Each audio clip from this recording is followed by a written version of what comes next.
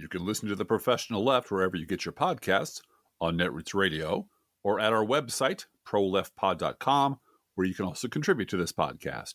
There is a PayPal button at our website, or you can mail us a letter and or contribution at P.O. Box 9133, Springfield, Illinois, 62791. I'm talking real fast like Joe Biden did. This is a special post-State of the Union 2024 episode of The Professional Left. And it is, as always, recorded live from the Court of the Resistance, where we watched the whole damn thing. And I watched enough of the Republican response to know that someone somewhere has made a terrible, terrible mistake. It's The Professional Left with Driftglass and Blue Gal. Da, da, da, da, da. Yep.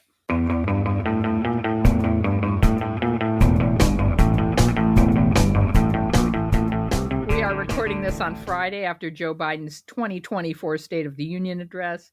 We weren't gonna, and then we got a lot of requests to do this, and so we made some notes while eating. We went to lunch at Lukanen's. We did. We couldn't wait, and wrote it off by recording all of the notes for this podcast over lunch. So this was a business lunch.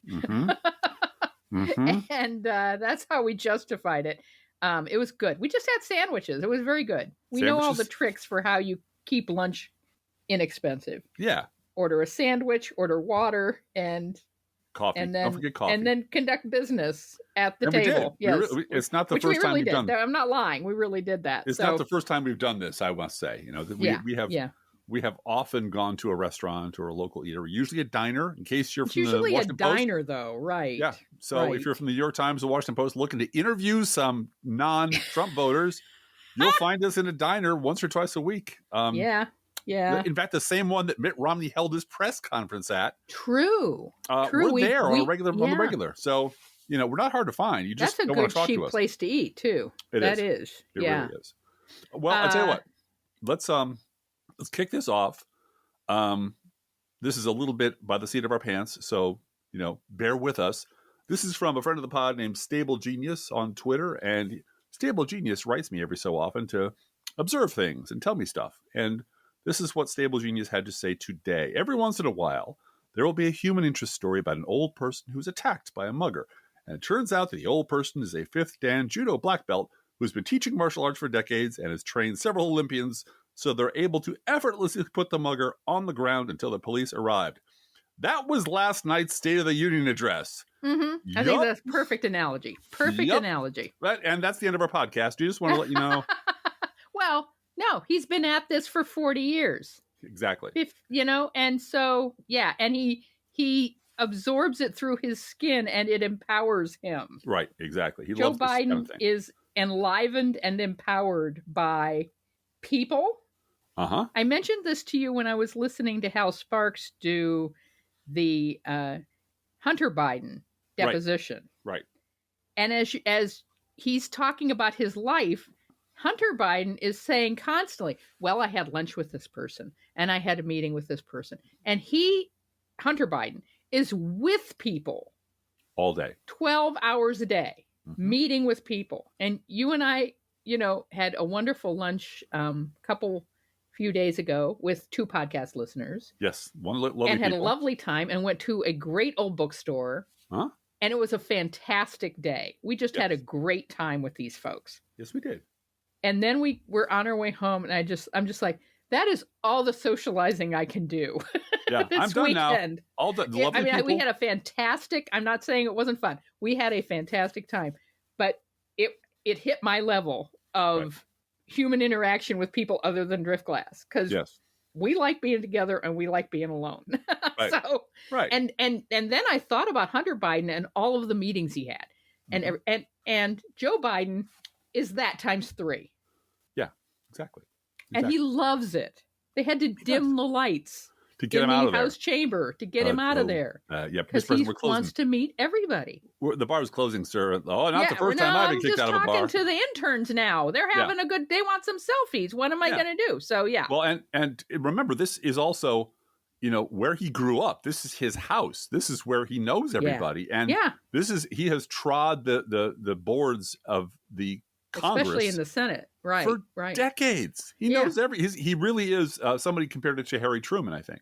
Mhm. And it really is, he knows all these people. And this is Actually, his, Peggy Noonan said Oh, yeah. it was a give 'em hell Harry speech, and for once I agree with her. Yeah. Well, that was the nature of the speech, but the venue was like going back to your like LBJ. It was the place of your greatest triumphs. And oh, you want me to stand up here and talk to all the people who half of whom will cheer me, half of whom will squirm, and I get off on sort of the back and forth, the feisty give and take. Mm-hmm. This is my jam. Of course, I'm going to do okay. Right. So anyway, we have a letter from. We had a letter from a listener last night. About our podcast from Thursday, which is just yesterday. We should mention we really do read everything. We read everything. We read everything you send. We do, and talk about it. And youngest child called this afternoon, thinking she'd have all day to talk to her mother. I said, We're going to podcast again this afternoon. What? She said, Why? Why? Look, all right. So yes, we got this email. It's podcast first, children second. That's just the way things are. Well, they know what buys their Lunchables. So I know. So heard from listener Paul, and he wrote and said, I'm in the middle of your latest podcast, and you're back and forth about whether Nikki Haley voters will vote for Trump was very interesting. Of course, I would like to add to it. Blue Gal pointed out that every woman has known a Trump type in her life, implying that such a woman would not vote for him. However, plenty of them did in 2016 and 2020. And Paul, you're absolutely right. Yep. Presumably their attitude was boys will be boys, locker room talk. What are you going to do? I mean, and women of a certain generation absolutely have that attitude. My mother had that attitude about lots of things, but she absolutely had that attitude about men will wander. Absolutely. And so presumably their attitude will be boys will be boys. Driftglass worried that they'd inevitably vote Republican regardless. Yeah. Most of 99%. Yeah. Well, how about this? This is Paul writing. Before Dobbs and the IVF decision, Republican women could persuade themselves that they personally weren't under attack. It was somebody else. Right. Now there are Republican women suffering through near-death pregnancies and Republican women possibly being deprived of IVF. Alabamian Republican women. Good Baptist Republican Alabamian women. Who want babies. Who love babies. And are very sentimental about babies. And that's been the single issue vote. The single issue voter in the Republican Party is, 10-1 an abortion voter. So again, Paul writing, don't you think that might either swing a large number of Republican women either to Biden or to stay home? Yeah. And I wrote back and said, yeah, it might be personal that way. And then I remember the massive number of anecdotes you hear from abortion clinics, from Planned Parenthood clinics, where people who are protesting outside the clinic come in for care when it's them. Come in and get it taken care of as quickly and quietly and depend on, the privacy they give everyone, they'll give to me. That's right. And then they go right back out and, protest or shout insults on their way out the door from getting a procedure. Yeah. Because it's rape, life of the mother, and, my personal situation or my daughter's personal situation. She's in college. She's going to Bible camp. We can't possibly have this. We need to take a weekend shopping trip to Atlanta. The $400 weekend shopping trip to Atlanta. That's what it was in Birmingham. And I lived there. Yeah. And so, but as I said to Paul, I never underestimate the ability of Republicans to delude themselves. Right. And that's when I started thinking, and I realized, and I hadn't thought about this yesterday, that Republicans and Haley voters particularly might stay home, not so they avoid voting for Trump, but so that they avoid voting for Biden. Yeah. Especially after last night's speech and seeing that he is fully capable of running this country, that he has the energy and the drive, and clearly his brain is connected. Yeah. And he's successful and he's having fun doing it, all of that. And they might, risk their Republican cred and their souls or whatever it is, their self-identity, by walking into that voting booth and saying, well, I can't vote. I have to vote. I can't vote for Trump, and I might vote Democrat. I can't do that. So I'll stay home. Yeah. And I But, hadn't thought of it that way. I hadn't thought of it as I'll stay. I was always thinking I'll stay home and then I won't have to vote for Trump. But I think it's really, they'll tell themselves the other story, that I won't have to vote for Biden. I won't have to hold my nose and vote for Biden if I stay Right. home. And that's a disaster for the Republican Party all the way down the ballot. Oh, yeah. Yeah. And I think that's one reason that Jamie Harrison this morning was just very, very happy. Mm-hmm. Happy about Laura Trump now being co-chair of the RNC. Well, that's just awesome. Yeah, that's a awesome. gift. A grift and a gift. And they keep doing this. They keep doing, and the reason they keep doing this is they are secure in the knowledge that no matter what they do, if Mike Johnson had walked around the podium with a 2x4 and kneecapped Joe Biden, he would have been applauded. Yeah, the base would have loved it. That they are secure in the knowledge that the base is so pot committed to their cult that they can't leave without destroying their personality. So no matter what they do, they'll find a way to rationalize their way to supporting them because Joe Biden's an 8-foot communist monster from the planet Xenon. But, but they saw him. And of course, most of them didn't see him, but a lot of them did. So I think you're right. There's a lot of, some percentage of people are going to stay home because the temptation to vote for Biden might be too much for their little hearts. And it might damage them mentally. Yeah. Yes. Well, yes. Or spiritually or whatever. Yeah. And if you just look at Biden's first 10 minutes, man, just came out swinging. And it was firm. It was direct. It was unsparing, but it wasn't mean. No. It wasn't cruel. It wasn't angry. It was very much like, unhand that woman, you varlet. It was righteous. It was, how dare you, sir? How dare you insult this country with your behavior? Instead of that cruelty and pettiness that Donald Trump just oozes every time he opens his big fat mouth. And this put a serious dent in the Dems suck at messaging nonsense and Republicans don't know how to deal with it because there is a guy that they're running against named Joe Biden, who's senile and demented and can barely stand up and can't put two words together. And is also history's worst villain. Yeah, he's that's the Obama thing, right? Yeah. Obama was a craven, cowardly asshole who was going to, turn our country over to our enemies. And he was the secret mastermind of terrible plots against your white grandma. And that's, again, that woman who won't go to the polls. That's what her brain looks like. Half of her brain is convinced that Joe Biden is a doddering old fool, and half of her brain is convinced that he's the head of the biggest crime family in human history. Right. And she doesn't bother trying to reconcile those two because, in a certain way, that's what religion teaches you not to do. Yeah. It teaches you not to try to reconcile the Old and New Testament. We have to have faith, in Donald Trump. We have to have faith in him. Yes. How can this be? You hear that kind of language all the time. Yeah. How can this be true and this be true in the Bible? And it's like, well, just it's faith. It's just you have to go with it. You just have to pray your way around it.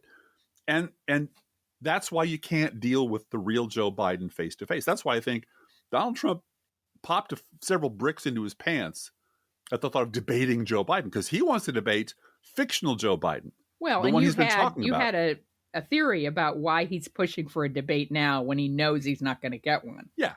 So he can turn him down later. Mm-hmm. So he can say, no, I already offered. Well, no, not until the actual candidacies are settled at the conventions is it appropriate to debate. Not until human beings are actually paying attention to the race. Right. But this is a quote from poor doddering old Joe Biden. Now, my predecessor, a former Republican president, tells Putin, quote, do whatever the hell you want. That's a quote. A former president actually said that, bowing down to a Russian leader. I think it's outrageous, it's dangerous, and it's unacceptable. He talked about my predecessor like 7 or 8 times. Never mentioned Trump by name. 13 times. Never mentioned Trump by name. Never used the word MAGA at all. Yep. But he pointed out my predecessor tried to bulldoze the January 6th riot insurrection into the memory hole. And we're not going to let him do it because he did it right here in this room. They were here. They were in this building. And every one of you people know it. And some of you people collaborated with it. My predecessor failed as the one thing he needs to do. The one thing a president's supposed to do is keep you safe. He completely fucked up the pandemic. He lied about it. He began to rage across the entire country. The pandemic almost exactly 4 years ago how you doing 4 years ago? Remember that? Remember that pandemic? And he had the bad taste to remind people that was Donald Trump who did that. Mm-hmm. And his his predecessor had done nothing about China. His predecessor had bragged about not doing anything about school shootings, telling people to get over it. Mm-hmm. And that was seeded throughout the speech, but the tone was set in the first 10 minutes where he was like, I'm not here to fuck around. I'm not here to pretend that you don't know what I'm talking about. I'm here to talk to you like a grown-up, and here's what I have to say. His voice was elevated, but he didn't scream at them. He didn't rant. He just very, very firmly and quickly said what was going on. And if that was it. Once that had happened, everything started to shift. Everything, the tone appreciably changed. And I always think, you asked me at lunch about what was my expectation going into the speech. Yeah. Knowing that it's Biden and that it's going to be 10 to 11 minutes before he actually gets to the podium, I always see these opportunities as good knitting time. But, the first 10 minutes put to bed the Biden is too old talking point. And the next 58 minutes or so took that talking point around the bend and put it in the back of the shed and put it down like a rabid skunk, too. As did the next hour of Biden schmoozing with the crowd and enjoying himself. Yeah, having a ball. I didn't stay up for all of that. But Biden made an ice cream cone out of Republican fear sweat and ate the whole thing in front of them with a big Joe Biden smile on his face. Yeah. Yes, he did. Now, yes, he sure did. The other thing that to me was fascinating was the overnight pivot on the right. Yeah. And how, by the way, the Hollywood Reporter says, quote, the State of the Union address draws 32 million viewers. Oh, yeah. Up double digits from last year. Yep. The president's annual speech to Congress improved by 18% over 2023. And I can tell you that the reason it improved that much is because last year's speech was a humdinger. It was. It was amazing. And it was fun to watch. And people saw clips of it. And people watched it later. And so this year, they didn't want to not watch it live. Because they remembered that, that was a thing. And so let's watch it tonight because he's probably going to do the same thing, or we'll see if he does. Well, and I kind of wonder how many of those Republicans who bought the Joe as a doddering dementia patient guy tuned in to see him fall down in the orchestra pit and be led away by nurses. Because he's Fox had the largest group of viewers. Yeah. And that goes along with, this kind of event skews older, whiter, more educated in some regards. And people that are political junkies watch this, of course. But this was, I'm talking about the people who were thoroughly convinced that Joe Biden was that Romney's going to win in a landslide. It's that moment. Yes, right. That the people who were convinced that Biden was going to show up to this speech and fall on his ass. Yeah, because he can't put two words together. Or that Marjorie Taylor Greene was going to show him. Yes, or something. But they were firmly convinced that something bad for the Democrats is going to happen. We watch the liberals cringe as Joe Biden, and a bunch of them, I swear to you, probably tuned in just for that. They wanted to see the bad Democrat get it from like professional wrestling. And overnight, there had to be this huge pivot on the right from Joe Biden as a doddering idiot to Joe Biden was shouting too loud, and he's crazy. You can hear him crazy yelling. I heard it on the radio today when I was out running errands. Oh, yeah. Does he think that shouting will make people forget that he's got dementia and he's senile? and he must have been on drugs. I heard that. Some bitch from the Federalist was like, I wonder what they drugged him up on to make him this way. Because, well, of course, when you work for... While Trump is blowing out chunks of Adderall coming out of his nose during debates, right? Well, when you work for Ben Dominic, I kind of wonder how much fentanyl and Adderall's floating around that place. But they had nothing to say. They had their whole talking point universe stolen from them by that bad man overnight. So what else are you going to say? Well, Joe Biden shouted too much. He talked too loud. Ari Fleischer just Oh, yeah, you talk too fast. How shit the dare bed. you? And Carl, and not Karl Rove, but I'm sorry, Frank Luntz was out there going, this was like the worst I've ever seen. I can't believe it. And I tweeted back at him, like, the man baby mentat on the right is losing his shit. He's going through some stuff because this was not supposed to happen. Right. This was not supposed to happen. Like you said, this was the Romney's going to win in a landslide thing. In a landslide. They were, yeah. the right was set up to believe this was going to be a debacle. This was going to lock up, because this is the last major speech that Joe Biden will give before the convention, unless something happens. Mm-hmm. This is the big one. And they thought, he'll fuck it up. And Marjorie Taylor Greene will do her thing, and the Shouty Cracker Peoples will do their thing, and will yell about illegals, and he won't be able to handle that, and he'll stumble. And Mike Johnson will just be up there looking proud and haughty and like Moses. And none of that happened. Nope. None of that happened. And they must have been so sad. In fact, Mike Johnson looked like he had to poop. Yeah. Well, and the Biden campaign had their best fundraising hour. Yeah. During the 9 o'clock hour until the 10 o'clock hour. Yeah. And then they had their best fundraising hour during the 10 o'clock hour until the 11 o'clock hour. As soon as the speech was over on the East Coast, the money was flowing in. And on Twitter, you saw it. And we gave $5. Did I tell you that, Driftglass? We gave $5. We gave Joe Biden $5 last night. All right. For being a goddamn Democrat. Yeah. Yeah. Okay. And let me be clear. People, are criticizing him on the right for giving a campaign speech. He didn't give a campaign speech. He gave a Democrat speech. Right. He gave a speech by a goddamn Democrat president. Uh-huh. And that's unapologetically. Mm-hmm. And that is great. That is how I want my president to talk.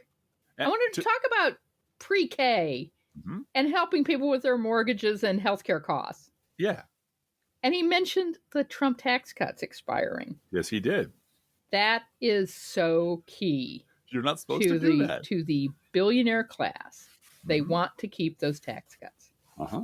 And they'll do anything to do it. We were talking also at lunch about I was just wondering, how is it possible that Mike Johnson and the House Republicans are putting together another cat food commission to find a way to cut Social Security and Medicare? And here's Rand Paul saying it out loud, and Nikki Haley and Tim Scott saying it out loud, and Rick Scott saying it out loud. They're all talking about, we have to do this. We have to cut entitlements. Don't you understand? Uh-huh. And it's like, it's not a death panel for Social Security. It's a death panel for your reelection chances. That's right. And you said, no, it's not, because Richard Uihlein or some other billionaire has told them to get this done or no check is coming in. Right. No money for you unless you set up a commission to cut those moochers off of my teat. Yeah. And that's and you know what? You know what this also wasn't? This wasn't Bill Clinton saying the era of big government is over. No. No, it was definitely not that. I mean, people forget that after that he said, and the era of smart government is not, or whatever it was. Yeah. But this was not Democrats retreating from Democratic positions. This was, and that's why it freaked them out, because they're not used to hearing that. They're used to hearing somebody triangulating and trying to compromise, and trying to pretend that there isn't a massive, dangerous division between the two parties, and the Republicans are fucking nuts. And, we were listening you and I were listening because we voted today, by the way. Oh, and then we went out and voted for Joe Biden. We did.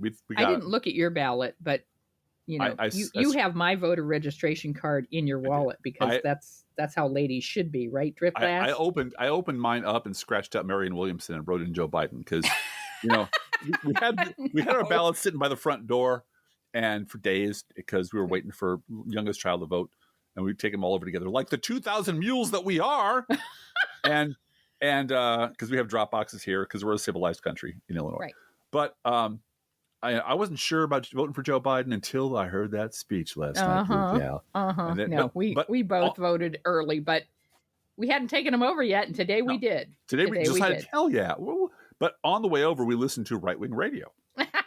You had on Right Wing Radio, and I turned it off as you were dropping off our ballots because I couldn't stand it anymore. And it was a guy named Josh Crasher or something. He's a Fox Krakauer? guy.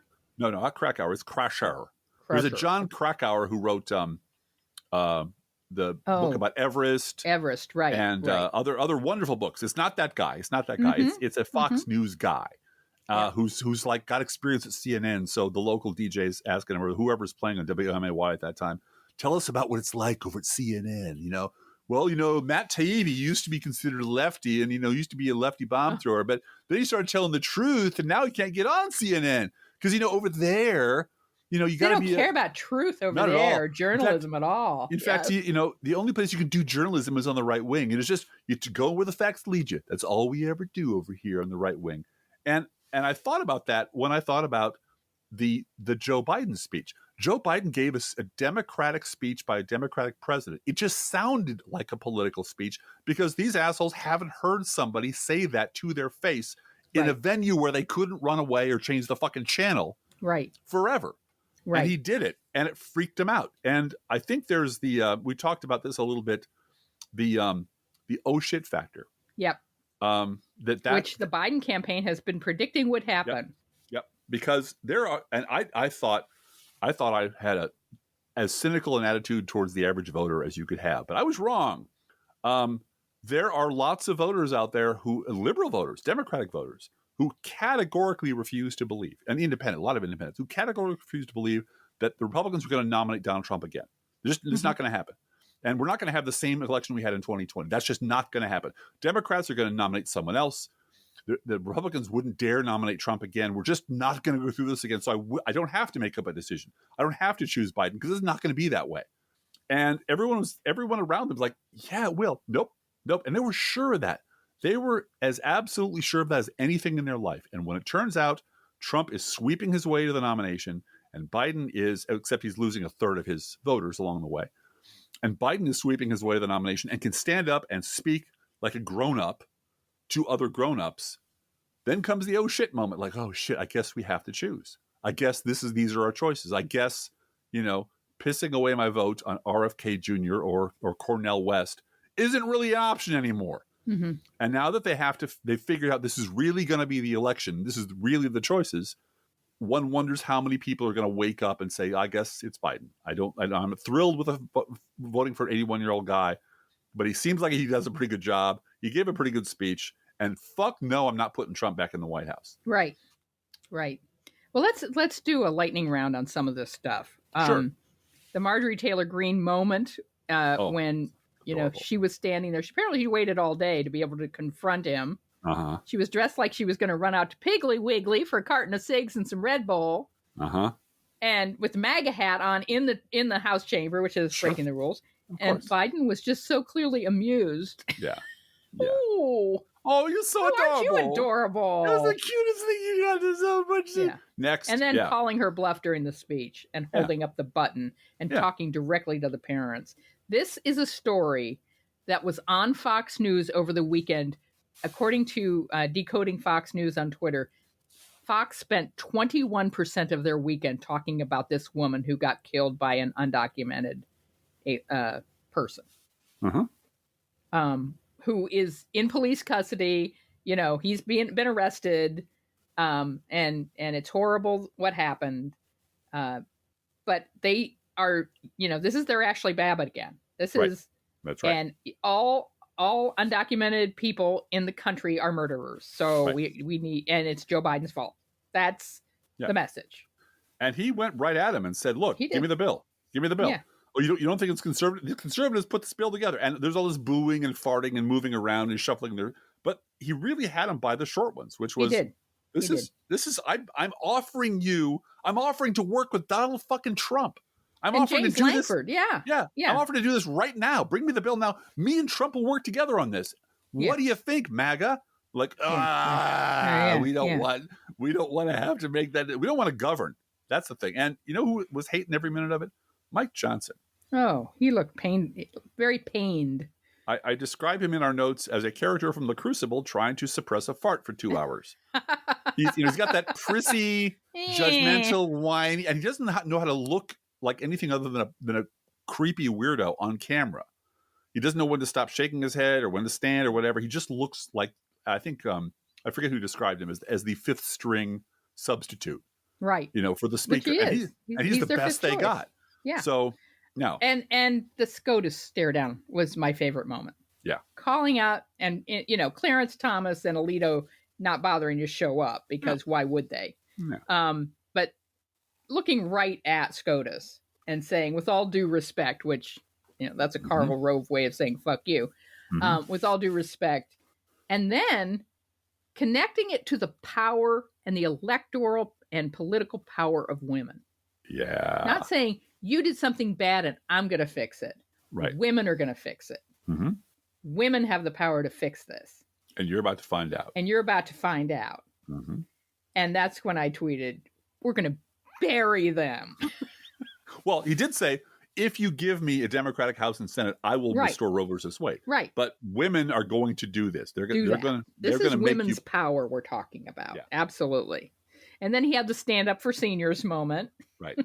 Are we going to do that? Let's do that like we did last year. It's so fun. Show of hands, everyone who doesn't like seniors and wants to see them die in misery and poverty. Go ahead. Everybody? No, nobody? Oh, okay. I guess we're all in agreement on that then. That's cool. Yeah. I guess your plan for another cat food commission is going to go down the toilet. Mm-hmm. Shout out to Illinois and the Belvedere Auto Battery Plant. Uh-huh. Biden highlighted the recovery of the Illinois plant. Unions built the middle class. He talked about how he walked the picket line, gave a shout out to the UAW president who pointed back at him. Uh-huh. And, J.B. Pritzker was at the opening of that Belvedere plant, and he couldn't be prouder. He busted 3 buttons off that vest. He couldn't be prouder of Illinois, and their future has never been brighter. And Biden was right there saying, look, I'm a capitalist. Literally, verbally. That's what he said. But unions built the middle class, Capitalists, he said Wall Street's not bad guys, but they didn't build this country. The middle class built this country and unions built the middle class. And there's my guy up there. And he's pointing back at me. It really did. It went through the entire orchestra, played every instrument, rang every bell. And it was fun. Joe Biden in this venue is fun to watch because he has this kind of feisty kind of joy. He really does delight in doing this. And it's a pleasure to watch. And I don't know how many of my fellow liberals and Democrats were sort of cringing at the thought, oh, God, is he going to trip? Is he going to do something? But, I listened to this while my eyes were closed the first few minutes. And then I put my glasses on. And then I put the television, on. And it was just a blast watching this guy. And you know what? He's given a lot of really good speeches. Yeah. And he's done a lot of stuff behind closed doors. And that's what he's talking about when he's talking about the Middle East or he's talking about the economy. All that boring adult stuff involving governing is hard to brag about. But he does brag about it because he loves that stuff. And he talked about it. And he did do the checklist of all the wonderful things he's done. And that's wonderful. But he did it in a context of, look, I'm the most adult person here. And I wanted to bring up the New York Times shitting the bed. They really did. They really did. You guys, they shit the bed. And then they backed off. Which is amazing. They backed off, and I got to believe, well, I'll let the story tell the story. And we're going to close with this. But this is just amazing. Well, I want to talk, after we do this, 1 minute about Katie Britt. Just about. Okay. About Katie Britt. That's fine. The New York Times embarrassed itself in an article by 2 gentlemen who were writing their post State of the Union reaction. And this was righteous beatdown was led against them by Jameson Foser on Twitter. Now, this is what their original article said. It's a long article, but I'll just quote the salient points.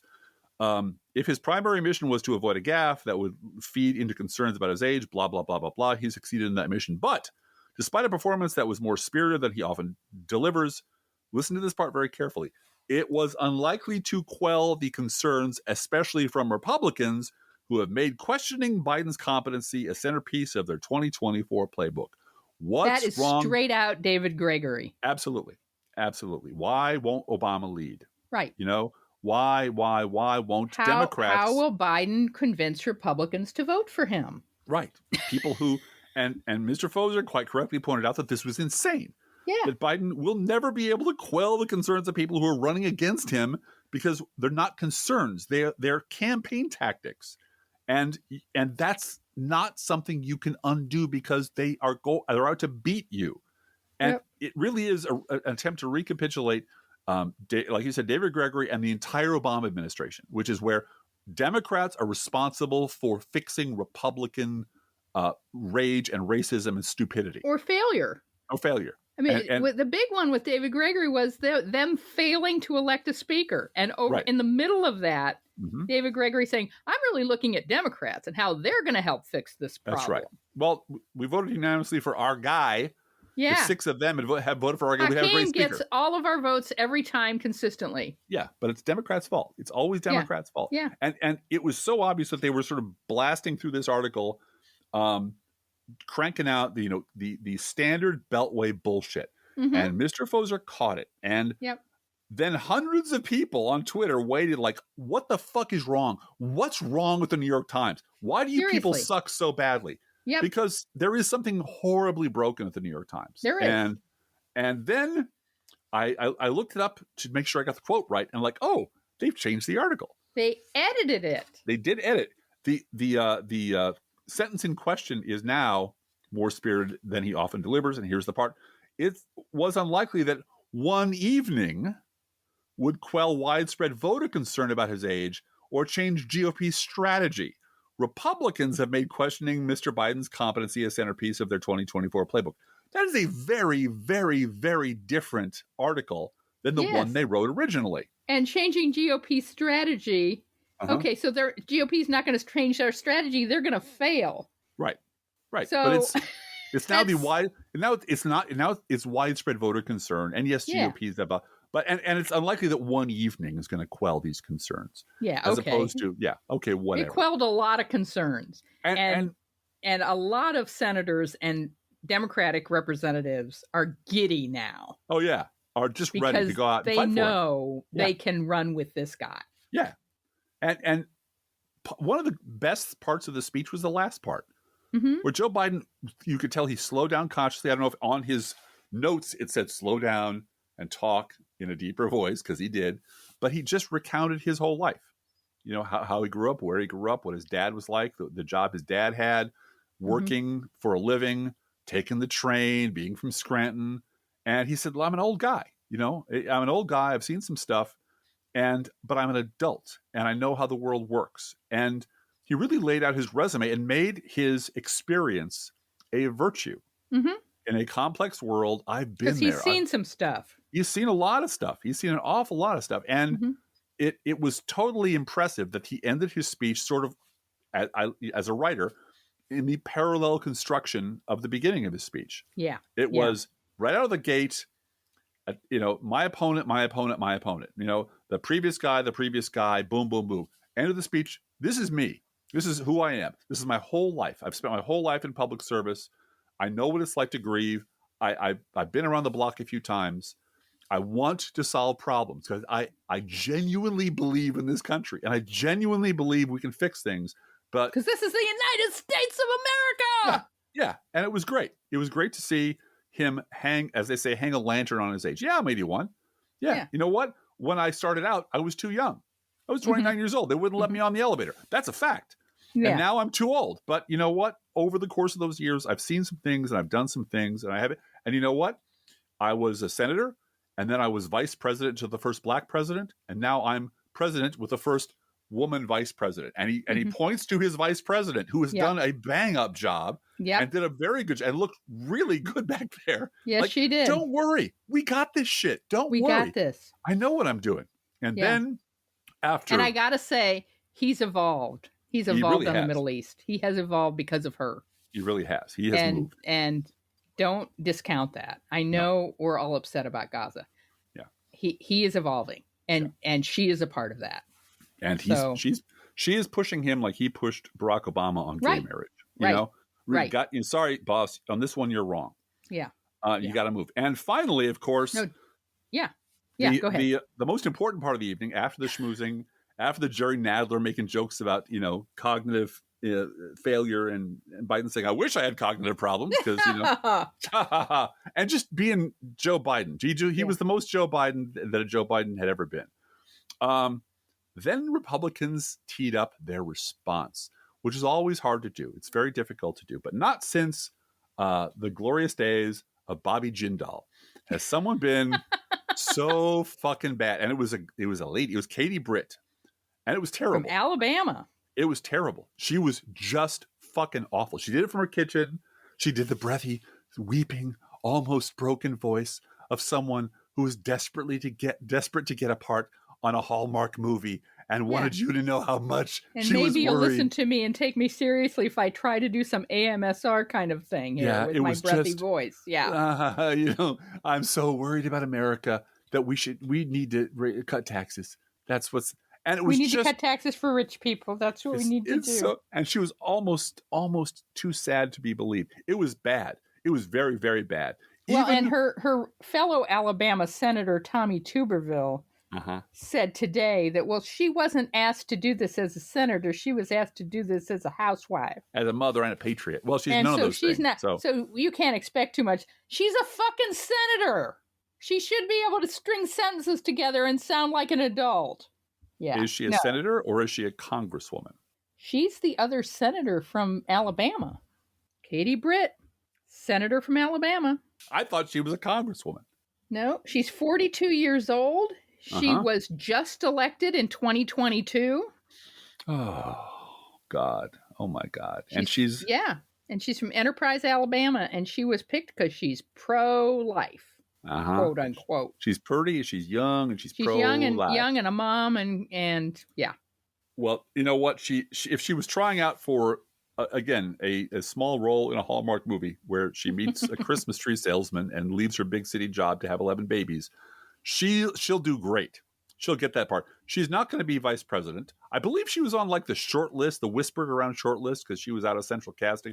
She blew it, and she blew honest to God, it is as if I couldn't imagine. The Republicans fucked up everything. Yeah. Everything. They fucked up having the speaker behind her looking like a weirdo. They fucked up their audience. They fucked up not understanding who Joe Biden was and what he would do in this venue, even though he did exactly the same thing to him last year. And they completely screwed up their response to him. And Truth Social was down. Yeah. During the speech. They really don't know how to do politics. No, they really don't. And they're suffering from, I'm a little bit biased from listening to a podcast about the Russian Revolution, but they're suffering from the Alexandria problem of she and her husband refused to believe what they were seeing. Yeah. And they were in the thrall of Rasputin, who kept telling her, you're doing a great job.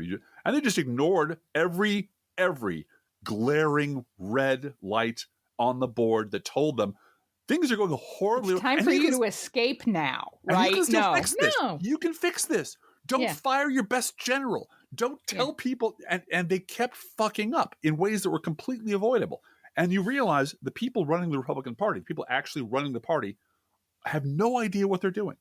Yeah. The mob really has taken over the brain of the party. And their purpose as sitting members of Congress as Republicans is to provide content for Fox and Newsmax. Absolutely. That's as long as you're talking to producers from Fox and Newsmax all day long, and everybody's happy. Oh, no, you're doing great, Jim Jordan. Oh, no, it's great. This will be great. This hearing will be great. Yeah, it'll work out great. And it's not. It's horrible. The normies out here in reality world are like, no, it did not go well for you. No. And all of your witnesses are turning into, running away or turning into witnesses for the defense. Or getting arrested. Or getting by arrested. The FBI. By your own special prosecutor who's had it. And then you go toddling on to Fox going, don't worry, we got this under control. Everything's fine. I'm sure. Tony Pavolinsky's going to save us. It'll be great. And you're just looking right down the barrel of a bottomless abyss of failure. Yes. And we've said this before, the only thing that's going to change the GOP, the trajectory, we're not going to save it, is losing horribly and repeatedly. Well, and I made a prediction today, and I'll leave people with this. My prediction is, if you are old enough to remember 2008, when McCain-Palin lost. Right. And it was the very next day, the morning after, when all of the stories came out about how Palin didn't know what she was doing, thought Africa was a country instead of a continent. Yeah, didn't read. Was a moron. They had to train her how to answer questions. And it was a flood of behind-the-scenes staffers finally spilling their guts because they could. Yep. And that's what's going to happen on the day after the election this year. when, and fingers crossed and knocking on wood and spitting twice and running outside in the snow and all that stuff when Joe Biden's reelected, is you're going to have a flood of quote unquote normie Republicans saying we couldn't win because Trump and Laura Trump took all the money. Yeah. Well, Trump and Laura Trump didn't took know all the what money. she was doing, and Trump didn't know what he was doing, and they'll be talking about the drug use. They'll be talking about, I mean, it'll just, because all of those people, especially the ones who are RNC staffers now, they still want jobs next summer, the summer of 2025. They want a job in Republican politics. Well, I think with this massive fail, they've got to have an excuse, and it's going to be throwing Trump under the bus. Well, they'll find someone to blame. Yeah. They'll find someone to blame. But it really is, But there won't be any money. I mean, that's the thing. They're going to be bankrupt, Driftglass. Well, and it's 4 years delayed, maybe 8 years delayed. But there will come a time when all the people will come filtering back to the party as the "we told you so" contingency. Right. We told you. And that's when all of our allies will abandon us.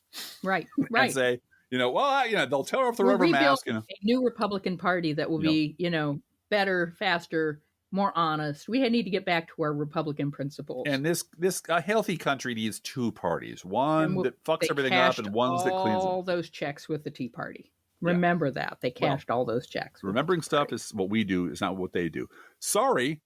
Oh, by the way, probably going to see you all next Thursday. Yes. No podcast on Tuesday next week. We just spent all of our podcast energy right here for you people. All of our did it for podcast you. dollars spent. Thank you, though. And I have a question for you, Driftglass. Yeah, beautiful. What can I do for you?